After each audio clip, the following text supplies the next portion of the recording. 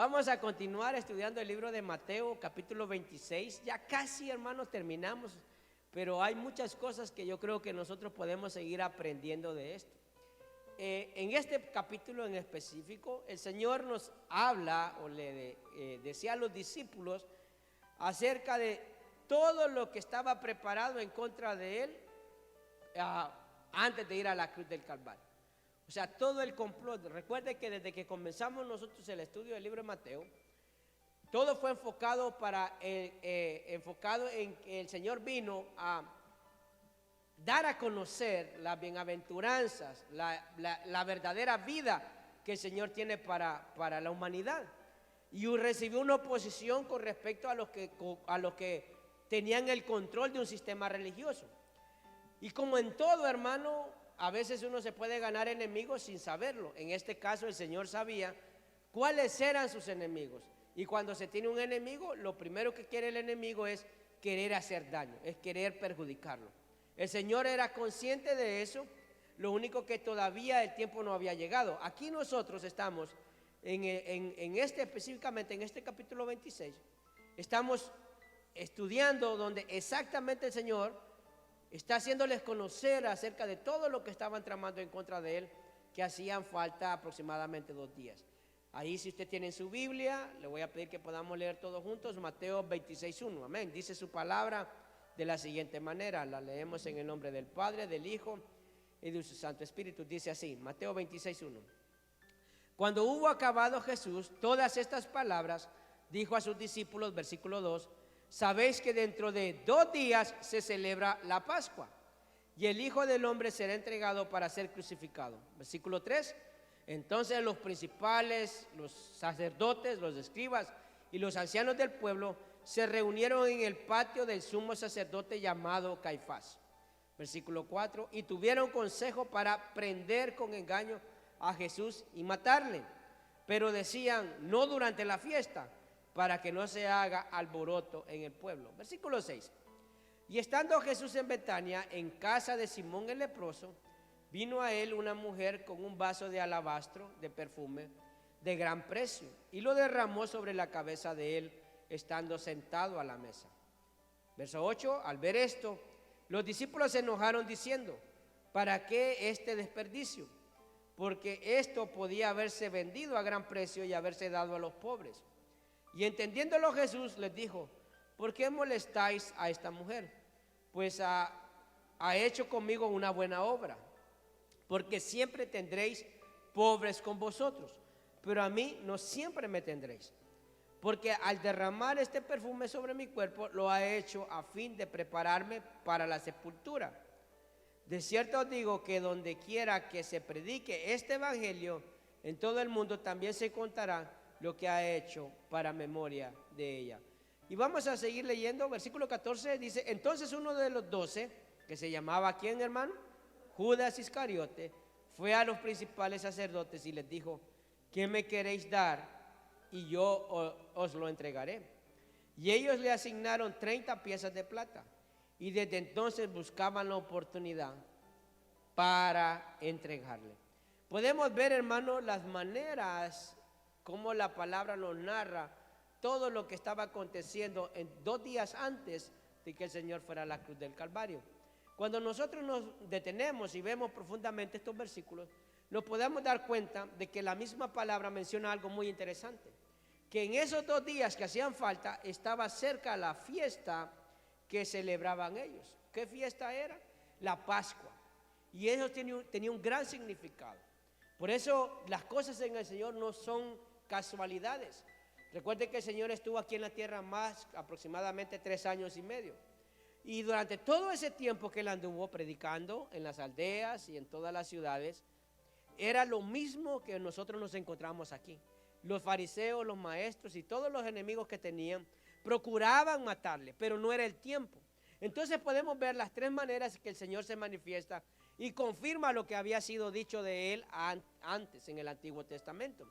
Por eso vemos que una de las cosas que encontramos en la Escritura, y eso no es en particular acerca de Jesucristo, específicamente antes de ir a la cruz del Calvario, sino que el Señor cumple las cosas que se han dicho conforme a ¿qué? a las Escrituras. Dios siempre va a cumplir lo que está establecido en la palabra. Y esto que ahora nosotros acabamos de leer ya estaba escrito de antemano. Cómo el Señor iba a entregarse. Si no, leamos lo que dice Isaías capítulo 53. Solo se lo digo y se lo menciono porque menciona cuál tenía que ser el sacrificio perfecto, cuál era la forma en la que había que sacrificar para que el Señor perdonara los pecados. Entonces vemos que el Señor cumple lo que se dice de Él conforme a las Escrituras. Y vamos a detenernos un poquito para que podamos leer lo que dice en esos primeros versículos. Dice que cuando Él acabó de decir estas palabras, ¿cuáles palabras? Lo que Él hacía referencia acerca del reino de los cielos. Porque nosotros a veces nos olvidamos que estamos aquí, porque nuestra morada es eterna, no está aquí en la tierra. Mientras estamos aquí, nosotros disfrutamos todo lo que Dios nos ha dado. Pero nuestro pensamiento, nuestra mirada, nuestro corazón, tiene que ser en las cosas eternas. Yo sé que a veces es un poco difícil, amados hermanos, porque el afán diario, los problemas que nos rodean, nos hace olvidar de que estamos aquí para eso. Todos aquí en algún momento, si no constantemente, nos olvidamos de cuál es el verdadero propósito, porque el Señor vino a nuestras vidas y nos salvó. Entonces Él habla acerca de las palabras y se los dijo a quienes, a sus discípulos, aquellos que lo estaban acompañando. Dice en el versículo 2, sabéis que dentro de 2 días se celebra la Pascua y el Hijo del Hombre será entregado para ser crucificado. Algo que podemos notar en esos versículos, que Él es bien específico ahora. Ahora Él está diciendo exactamente cuándo iba a ser. Antes decía que Él iba a ser crucificado, pero no había dicho exactamente. Ahora ellos podían saber cuándo iba a suceder eso, cuándo iba a acontecer eso. Entonces vemos, hermano, que el Señor ahora les está dando casi una fecha, cuándo iba a pasar. Dice el versículo 3, entonces los principales sacerdotes, los escribas y los ancianos del pueblo se reunieron en el patio del sumo sacerdote llamado Caifás y tuvieron consejo para prender con engaño a Jesús y matarle. Pero decían, no durante la fiesta, para que no se haga alboroto en el pueblo. En el corazón de todos los maestros era sí eliminar a Jesús, pero no hacerlo en ese momento. Quiero que usted note algo muy importante con respecto a este pasaje. El pueblo judío, este pueblo, tenía 1600 años de estar celebrando la fiesta de las Pascuas. No era algo nuevo. Se puede imaginar 1600 años y era una fiesta que celebraban anualmente. ¿Qué era lo que celebraban? Era la liberación que ellos habían sido objeto a través de la mano del Señor del pueblo de Egipto. Él instituyó esta fiesta para que no se olvidaran de lo que Él había hecho a través de la historia cuando eran esclavos en Egipto. Ellos celebraban esa fiesta anualmente. A veces, hermano, aquí haciendo un paréntesis, a veces nosotros hasta se nos ha olvidado el día que aceptamos a Cristo. ¿Usted se acuerda? ¿En qué año fue? Nosotros por eso a veces seguimos pensando que hace ayer vinimos a Cristo. Ya tenemos 20 años, hermano, que aceptamos al Señor. Porque para nosotros como que fue irrelevante eso, pero para ellos no. Recuerde que la diferencia entre el pueblo y nosotros es de que ellos recordaban esa salida. Y el Señor se los dijo a ellos que lo tenían que hacer. Ellos no lo hacían en Egipto. Ellos lo empezaron a hacer hasta después. Y nosotros, hermano, empezamos a contar el año en el que yo nací, ¿va? Y a veces se entristece uno porque sabe que va subiendo la cuenta. Pero hermano, si usted vino a Cristo ya adulto, también deberíamos de celebrar esa fecha porque ese día nacimos de nuevo. Ese día el Señor nos liberó. Ese día el Señor nos rescató y nos dio vida eterna. Amén, hermano. Entonces ahora saque cuenta cuando aceptó a Cristo para empezar a celebrar. Celebre más que su cumpleaños, hombre. Amén, hermano. Entonces si a usted le gusta la fiesta, celebre cuando nació físicamente y cuando nació con Cristo. Ahí me invita. Amén, hermano. Entonces, en esa época habían cientos de miles de personas que asistían ahí para celebrar esta fiesta de las Pascuas. Recuerde que era la única fiesta donde todos se juntaban de diferentes lugares. No solo los que estaban ahí, Mire, algo que por lo cual han sido objeto los judíos es que están regados en todas partes del mundo, hermanos. Yo no sé quién será descendencia judía aquí, mire, pero mire, esos, no importa allá, hermano, en Alaska, allá de haber un judío. Y él sabe de que esa fiesta de las Pascuas era el evento más importante. ¿Por qué? Porque no se olvidaban de lo que Dios había hecho con ellos. Entonces, Si usted presta atención en lo que acabamos de leer, claramente está diciendo que los sacerdotes y los escribas querían matarle, pero no querían hacer escándalo. Querían a ver cómo lo hacían, pero a modo de que no causara alboroto. ¿Por qué? Porque la fama de Jesucristo había crecido, era popular. Por eso cuando él llegaba ya a las aldeas o a las ciudades, aunque la gente no lo había visto, pero la fama de él había crecido. ¿En qué? En que él sanaba, en que él liberaba, en que él resucitaba muertos. Entonces, oiga, cualquiera que tuviera una necesidad, si nosotros, hermanos, aquí hay gente, ¿cuántos van a los sobadores? A los que soban los huesos, que lo traquean. Mire, hay algunos que se hacen famosos porque le trajeó a usted los huesos, se los compuso y todo el mundo va y usted como supo de mí, alguien me dijo de usted. Imagínese a Jesucristo, hermano, que sanaba a la gente. ¿Usted cree que no tenía fama? Entonces, ellos pensaban en evitar el escándalo. ¿Por qué? Porque lo que estaban haciendo era malo. Y mire, hay un pasaje muy importante acá que yo quiero que nosotros podamos leer en lo que dice Proverbios 19:21. Dice Proverbios 19:21. Muchos pensamientos hay en el corazón del hombre, mas el consejo de Jehová permanecerá. Ese es Proverbios 19:21. Si usted se da cuenta y lo relaciona con lo que estaban haciendo los maestros, dice que se juntaron, hermano, para ver quién tenía el mejor plan para matar a Jesús. Y aún viendo, porque Jesucristo fue tentado, le preguntaron, hicieron diferentes preguntas acerca del Dios, del Padre, acerca del reino de los cielos. Y Jesucristo siempre les dio la respuesta, la que menos ellos esperaban, hasta los confrontaban. Hombre, ¿por qué me preguntan si ustedes lo saben? Porque ellos lo que querían era que él blasfemara para encontrar un motivo para llevarlo a la muerte. Pero no lo pudieron hacer. Entonces vemos ahí que dice la misma palabra, que ellos se reunieron ¿con quién? Con el sumo sacerdote. ¿Quién era el sumo sacerdote? Aquel que tenía la máxima autoridad espiritual. Era aquel que entraba al tabernáculo y que se presentaba delante de la presencia del Señor, y era el que a través de él pedía clamor por el pueblo, por el perdón de pecados. O sea, era el que tenía que, se supone, el más cerca de Dios, pero estaba lejos realmente. Entonces vemos esa gran enseñanza. ¿Por qué dice la palabra que Jesucristo le dijo a sus discípulos que iba a morir faltando 2 días? En Éxodo capítulo 12, versículo 3, hay un pasaje que se relaciona mucho con respecto a esto. Éxodo 12:3, dice la palabra. Este pasaje es una forma que el Señor utilizó para presionar al faraón para dejar ir al pueblo. Recuerde que había enviado muchas plagas y aún el faraón no dejaba ir al pueblo.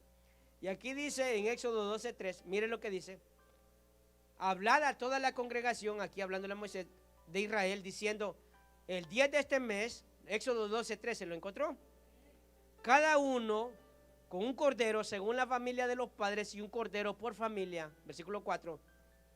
Mas si la familia fuere tan pequeña que no baste para comer el cordero, entonces él y su vecino inmediato a su casa tomarán uno según el número de las personas, conforme al comer de cada hombre. Haréis la cuenta sobre el cordero. Versículo 5. El animal será, escuche esto, para que usted piense en la figura de Jesucristo.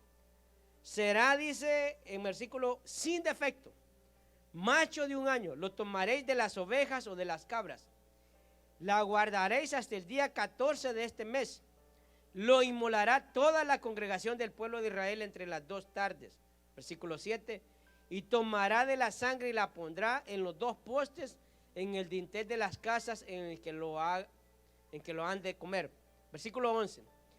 Y versículo 11, sáltese al 11. Y comeréis así, ceñidos vuestros lomos, vuestro calzado en vuestros pies, vuestro bordón en vuestra mano, y la comeréis apresuradamente. ¿Cuándo, hermanos? En la Pascua. Es la Pascua de Jehová.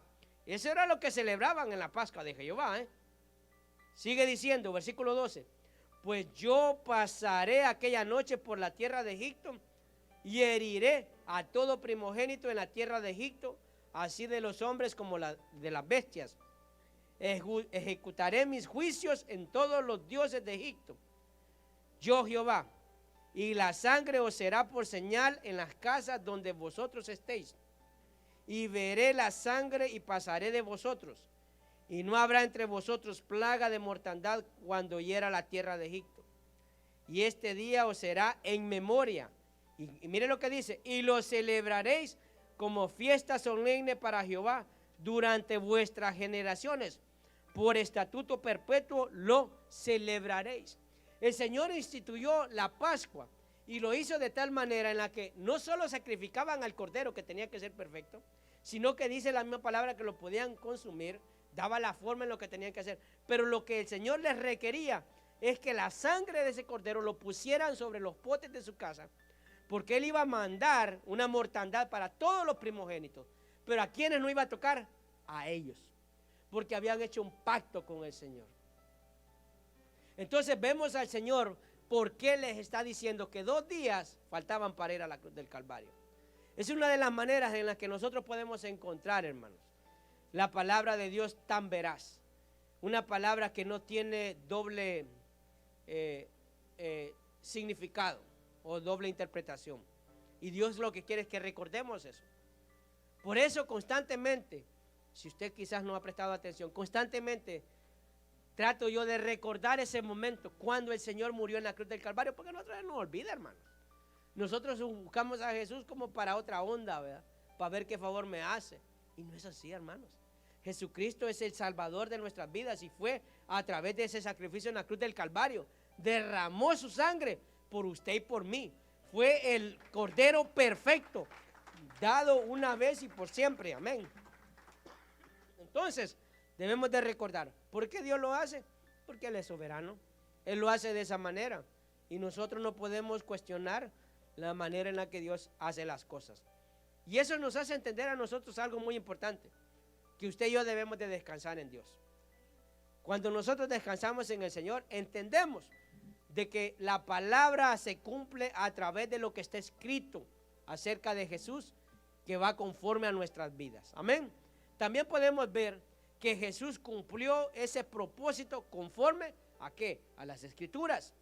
O sea, hay un propósito, hay algo que se tiene que cumplir.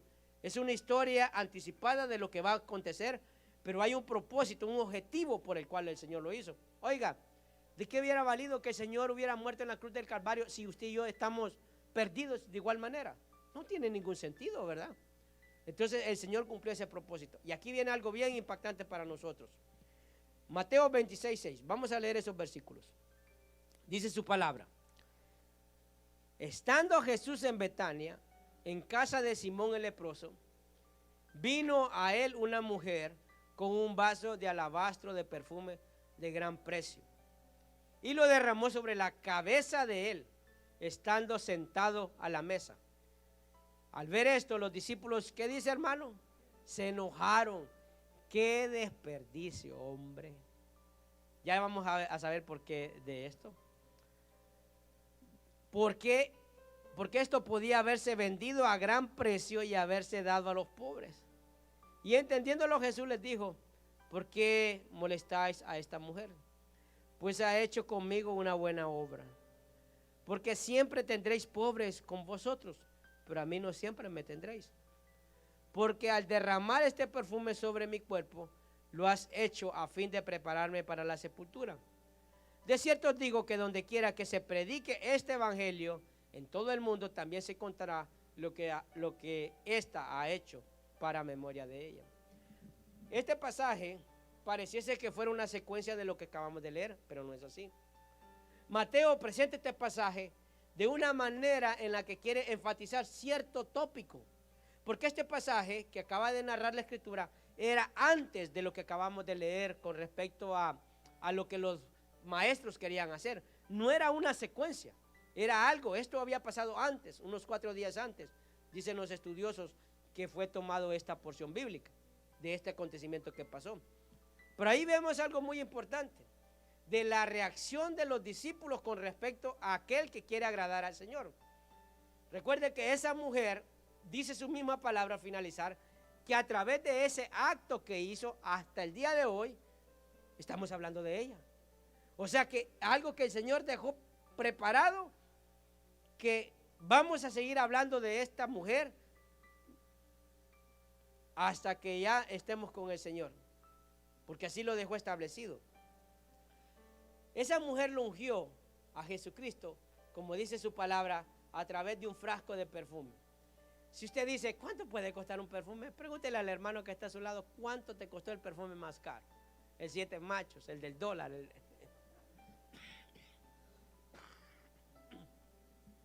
Aquel que ya está por vencerse y te lo dieron en descuento, ¿verdad? Porque uno dice, está en oferta y no sabe que hace como 5 años lo fabricaron y la tienda se quiere deshacer de ese que ya hasta mata de lo que ya está vencido, porque cuando un perfume es muy fuerte es que ya se va a vencer.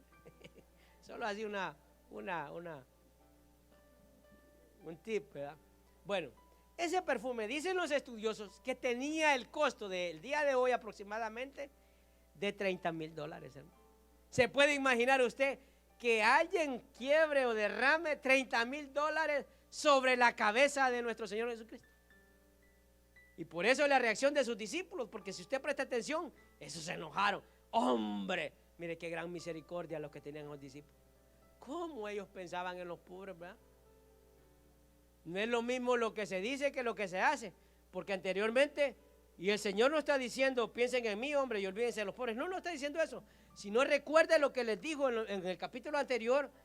Si aquellos que tú ayudaste al desamparado, por mí lo hiciste. O sea que el Señor no se olvida de las cosas buenas que podemos hacer al más necesitado. Lo que Él estaba viendo es la reacción de los discípulos, hermano. A veces no damos y criticamos a veces. Aquí entre nosotros, hermano. Ay, qué montón se gasta. Y es el que menos da, fíjese. Es el menos generoso, el menos misericordioso. A veces sí pasa. Por eso el Señor dice, estos bárbaros, ¿verdad? Si lo están haciendo para mí. ¿Y qué dice el Señor? Vean las palabras de Jesús. Dice que no solo, hermanos, quedaron así como, qué bárbara, cómo botó el pisto ahí. No, se enojaron. O sea, se enojaron. Si la palabra dice que se enojaron, exteriorizaron su molestia. Porque ahí mismo lo dice, ¿para qué este desperdicio? Y era para Jesús, hermanos. Y Jesús les dijo esto, ¿por qué la molestas? ¿Por qué molestan a esta mujer? Porque Él claramente está diciendo, ha hecho una buena obra. Porque lo que estaba haciendo era como un anticipo de la preparación que iba a tener. Recuerde que en aquellos tiempos, cuando después de que eran crucificados o morían, pues preparaban esos cuerpos con aromas. No era algo de casualidad, sino que era un anticipo de lo que Jesús iba a pasar. Y ellos lo estaban viendo como un desperdicio. Entonces vemos ahí cómo, hermano, la reacción muchas veces de nosotros con respecto a la obra del Señor, con respecto a lo que el Señor se merece. A veces decimos, ay no, deberíamos de dar esto, pero fíjense que la palabra nos habla claramente, y eso es para todos los que estamos aquí. Dice ahí, los pobres siempre estarán. Pero en ese momento dice, pero aprovechenme, porque va a haber un tiempo en el que yo no voy a estar con ustedes. Entonces vemos ahí, hermano, cómo el Señor reacciona con respecto a esas actitudes. Y no solo bastó eso, sino que nos sigue mostrando cuál fue la reacción de aquel discípulo que lo iba a traicionar. Porque él mismo dice, a mí no siempre me van a tener.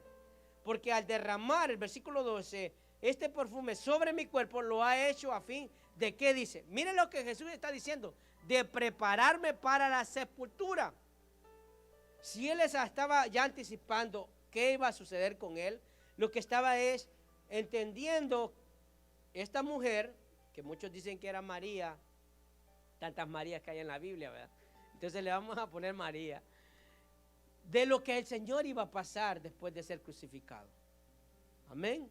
Entonces, por eso dice la palabra que hasta el día de hoy iba a ser hablado de esta mujer cada vez que se predicara el evangelio. Hermanos, vemos también otro personaje, porque no solo es esta mujer, sino que habla acerca de el leproso. Si usted lee el versículo 6, dice, entonces, estando Jesús en Betania, versículo 6, 26:6 en Mateo, en casa de Simón el leproso. ¿Sabe quién piensan los estudiosos que era este leproso? el que aparece en Mateo 8.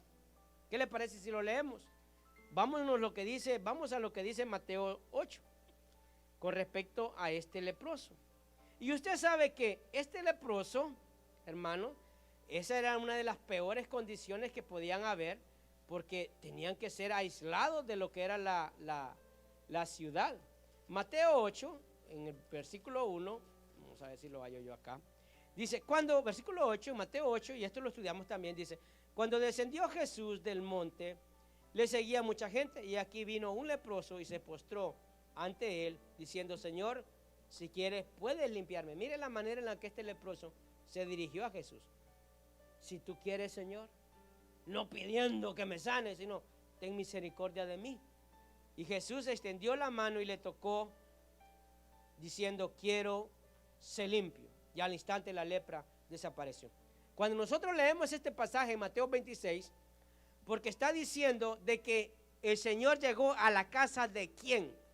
De Simón el leproso. O sea, aunque el Señor lo había sanado, hermano, todavía le seguían teniendo la etiqueta de leproso.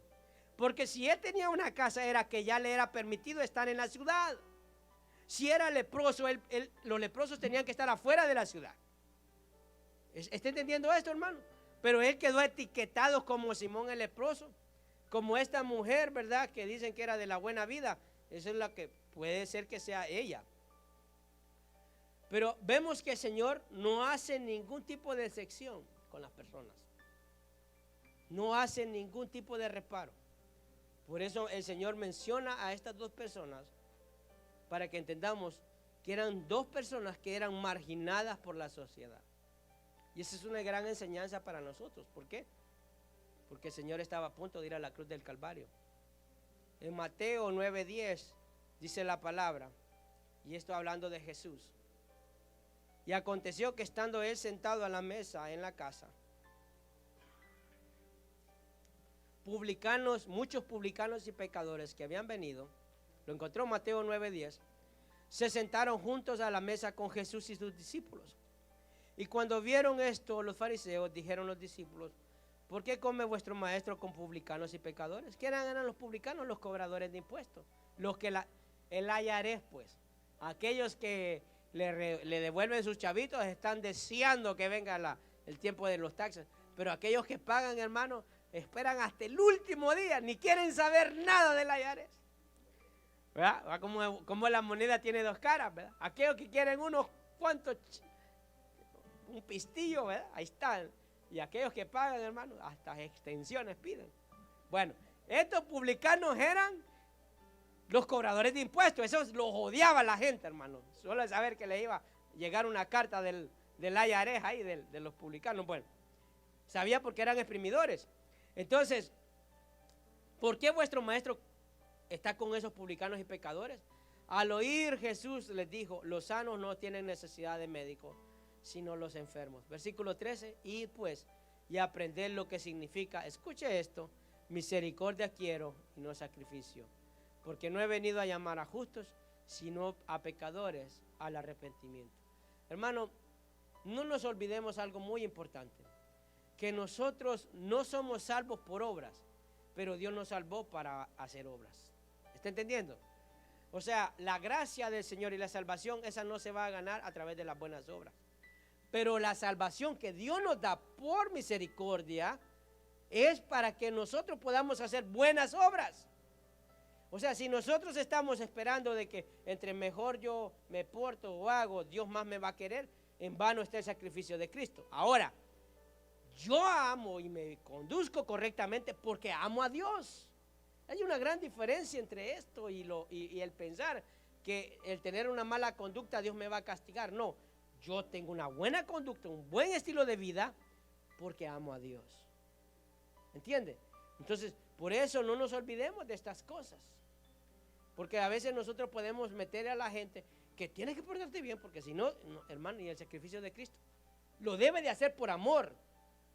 No lo va a hacer por temor, por amor. Hay una gran diferencia entre una cosa y la otra. Entonces ahí vemos que Jesucristo cumple sus profecías con respecto a Él. También vemos que Él cumple esas profecías. Por eso cuando venimos a la iglesia Venimos para servir y no para ser servidos. Ahí usted se da cuenta que funciona lo que el Señor nos dijo a través de la gracia. Yo no vengo para que me sirvan, hermano. Si yo vengo con esa mentalidad, entonces estoy como que desviado del verdadero camino en el Señor. Porque todos los discípulos, lo que el Señor los llamaba era para que les sirvieran, para servir a otros. Ahí Él fue el ejemplo. Entonces, ya para terminar, podemos ver que Jesús cumple con las profecías. Miren lo que dice Mateo 26:14. Y aquí viene el personaje más importante y el más conocido. Hasta en una ocasión escuché a un predicador que dijo que este se había salvado, fíjese. Y yo dije, este está perdido, no leyó bien la Biblia. Porque la Biblia dice que este fue traído aquí para cumplir el propósito de perdición. Como el Dios, por eso le mencioné al principio que Dios es soberano. Pero cuando usted ahora está bajo la gracia, escuche esto. ¿Qué era la diferencia de Judas y nosotros? Que nosotros estamos bajo la gracia. Él estaba bajo la ley. Él sabía lo que tenía que hacer. Por eso no tuvo reparo el Señor en que se perdiera. Pero usted y yo estamos bajo la gracia. La gracia trabaja de acuerdo a lo que nosotros le entregamos al Señor, a recibir lo que Dios nos está dando también. Amén. Entonces, Mateo 26:14 dice la palabra. Entonces, uno de los 12, que se llamaba Judas Iscariote, fue a los principales sacerdotes y les dijo, ¿qué me queréis dar? Mire, hermano, si leemos los versículos anteriores, estos estaban, ¿y cómo le hacemos para volarle la cabeza a Jesús?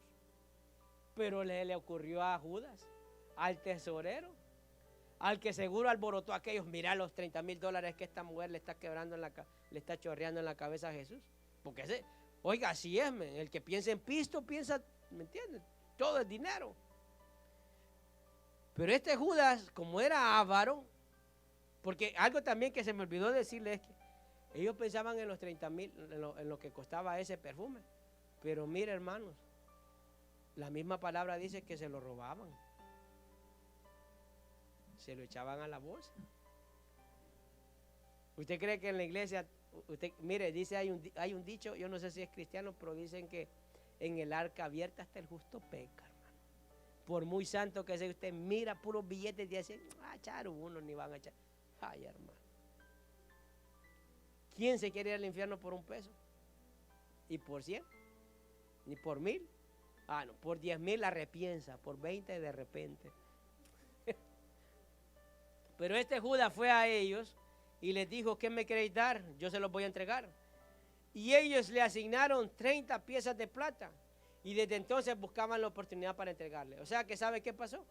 Judas fue donde estos y les dijo, hey, ¿cuánto me dan si yo se los entrego? Eso estaba en el corazón de Judas. No sabía ni cómo lo iba a hacer, pero ya había recibido el pago anticipado. O sea que todos estos sabían de que Judas iba a buscar la oportunidad para entregar al Señor. Solo faltaban pocos días para que eso aconteciera. Ahora, ¿por qué le digo que Jesús cumple sus profecías? Porque miren lo que dice Juan 12:4. Y dijo uno de sus discípulos, Judas Iscariote, hijo de Simón, el que había de entregar, porque este pasaje de Mateo no hablaba mucho acerca de Judas, pero aquí en Juan 12 sí. Dice, y dijo uno de sus discípulos, Judas Iscariote, hijo de Simón, el que le había de entregar, ¿por qué no fue este perfume vendido por 300 denarios y dado a los pobres? O sea, ahora ya sabemos quién fue el que dijo que para qué fue un desperdicio. Ahora ya sabe quién fue el que dijo eso, ¿verdad? Aquí en Juan nos aclara la palabra. Y dice el versículo 6, pero dijo esto no porque se cuidara de los pobres, sino porque era, ¿qué, hermano? ¿Quién lo dice? La Escritura. Y mire que todavía no había entregado a Jesús, pero era el concepto que se tenía de Judas. Mire, hermano, mire, hay mucha gente que sale de la iglesia. Le cuento una de mis anécdotas. De acuerdo a ¿por qué cree que me costó venir a Cristo? La primera vez que yo fui a la iglesia, también yo sé que a veces uno es inmaduro y no tiene tanto, cuando no tiene mucho conocimiento, pero el día que yo fui, hermano, fui un día de semana, me llevó un maestro, quería pasar la clase y para estar contento con él, que me diera la nota, lo acompañé. O sea, soy honesto, no iba por buscar de Dios, yo quería la nota, que me pudiera buena calificación. Hermano, pero me tocó cuando estaba escuchando las alabanzas. Después que miré a una señora que le dio así una zarandeada al cipote ahí en la silla, yo la tenía delante, le pegó y después la miraba cantando. Y yo dije, ¿cómo es esto? Y toda que ya lloraba y después le daba al cipote. Así estaba. Pero bueno, sobrepasé eso, hermano. El día que escucho, ¿sabe qué me encontré? En que había un reporte de que el tesorero se había robado el dinero. Imagínese, hermano, yo buscando de Cristo y escuchando esas noticias ahí. Yo, ¿para qué? ¿Qué estoy haciendo aquí? Es una realidad. Yo no sé si usted habrá escuchado algún rumor de algo así, ¿verdad? Pero aquí no se da eso, hermanos. Amén. Amén, hermanos. O sea, aquí que me expulguen. Denle un aplauso al Señor, ¿verdad? Aquí no se da eso, pero imagínense buscar de Cristo y escuchar algo así. Uno viene a la iglesia a escuchar de Cristo, no a escuchar todos esos relajos. Pero si se dan. ¿Por qué? Porque miren lo que dice la palabra, los discípulos de Jesús. Y habla acerca de las características de Judas. Era, hermano, rascuache.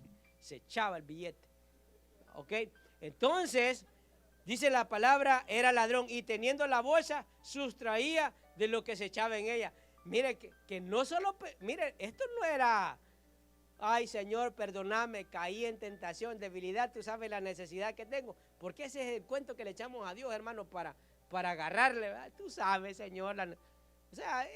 Esa es la oración típica de justificarse de una mala acción. Pero la palabra menciona que era algo constante de Judas. Dice que él agarraba de lo que echaban en la bolsa. Así dice la palabra. Por eso me gustó mucho cuando estaba leyendo este pasaje de Juan, capítulo 12. Porque habla más claramente acerca de Judas.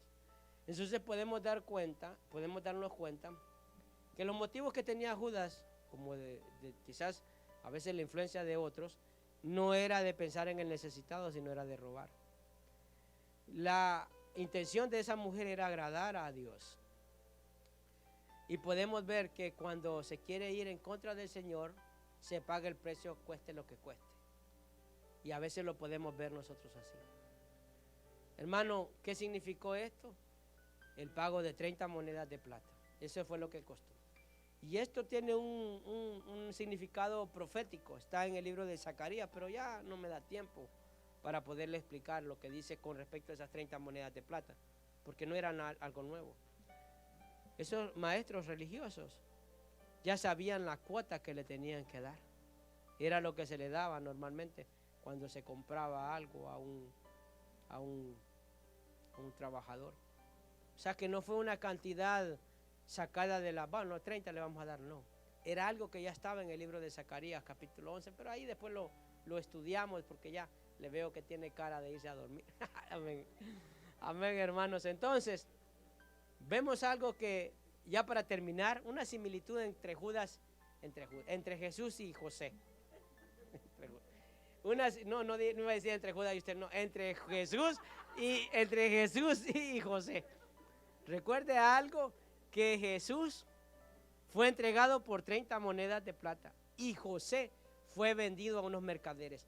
Por eso la imagen de José tiene una gran similitud con la vida de Jesús, porque José, a través de ese acto, ese acontecimiento de ser comprado por mercaderes y llevado a una tierra extranjera, a través de José fue liberado el pueblo de la muerte, a través del hambre que iban a sufrir. ¿Se recuerda? Fue a través del propósito del Señor de José, en que a través de él fuera el pueblo, lo sacara del desierto junto a su padre y a todos sus hermanos, los llevó a Egipto, a la mejor tierra, para que no murieran de hambre.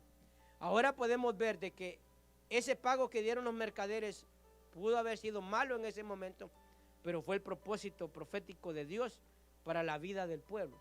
Ahora nosotros podemos ver y podemos decir qué malo fue Judas. Bueno, ni modo, le tocó a Judas por perverso. Pero a través de eso que hizo Judas, usted y yo ahora tenemos salvación. Porque ese pago implicó que el Señor fuera a la cruz del Calvario. En el momento fue malo y tuvo su castigo, su pago, su recompensa. Pero para nosotros ahora podemos disfrutar de ese beneficio. Amén, hermanos. Entonces vemos las maneras en las que el Señor trabaja a través de la Escritura. Por eso nunca olvidemos lo que Dios ha hecho en nuestras vidas. Amén, hermanos. Ahí donde usted está, por favor, cierre sus ojos.